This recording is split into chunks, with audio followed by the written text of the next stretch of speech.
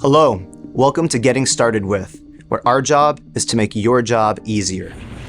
On this episode, we are getting started with risk ratings. We will discuss what risk ratings are, when to use them, and why defining them for our audit clients is important. So, let's get started. As an auditor, risk ratings can be one of the most useful tools not only for you and your team, but for your stakeholders as well.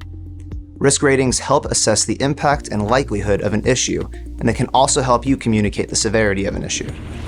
It's important to define your risk ratings ahead of time so you can engage in meaningful discussions once they need to be applied. It is critical to share these definitions with your stakeholders as early as feasible so they can understand what to expect later in the engagement when issues may be identified. Outlining the risk rating process early on can avoid conflicts later so your stakeholders can focus on addressing remediation plans instead of arguing about them. Your stakeholders will want to prioritize any findings that fall within the risk rating. A well-written definition will specify how the different financial, operational, or compliance consequences impact that rating. Here's a pro tip. When you make your risk ratings available to your stakeholders, encourage them to publish them on the organization's intranet site or make them otherwise available.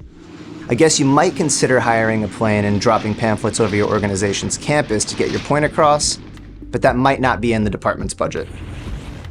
One common way to express the level of severity in a risk rating is by ranking issues as low, medium, or high.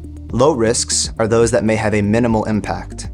Medium risks can be those that require corrective action, but the fix is not urgent and the severity may not impact the organization financially. High risks would be those that could significantly impact the organization and require urgent or immediate action. For example, something that could cause a material misstatement or result in a regulatory issue, such as a data breach. Here's another pro tip. You may consider adding severe or critical to your rankings if you need to go beyond high for issues that could put your organization at a major risk. You may also go in the opposite direction and have a no-risk ranking, perhaps for a retired process. One of the most common places to use a risk rating is on audit findings.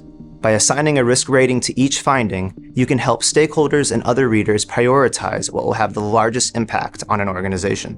You can also use a risk rating as it relates to a process or internal control. For example, if you are testing SOX controls, you will want to prioritize testing on those internal controls where processes are related to financial statements or have a large amount of revenue or expenses being transacted through that process. Risk ratings on internal controls are typically a collaboration between the auditor and stakeholder. Changes to processes or business practices could result in something going from low to high if your organization's strategy changes. Instead of using a term to rank the risk, you could also express your rating numerically. You could replace low, medium, or high with 1, 2, or 3, or use those numbers to rank an issue from first to last if you'd like to communicate a more prescriptive approach to prioritizing findings. You can also use descriptive terms such as unsatisfactory, needs improvement, or effective to communicate a risk rating. Using a descriptive term may be more relevant when trying to convey an overall conclusion to a project. Something that is partially effective may only have exceptions that are a one-off or not pervasive compared to an unsatisfactory rating, which may indicate that there are multiple failures that are pervasive and have a high impact. You may also consider adding a descriptive risk rating to your overall audit report conclusion, so you can concisely communicate a general assessment of the entire audit project. It's important to note that these definitions and any criteria you use will differ from organization to organization, but the aim of risk ratings remains the same, to help assess impact and prioritization. Congratulations on completing Getting Started With Risk Ratings. Thank you for watching. There's so much more to learn. On the screen below will be a list of suggested topics to go to next.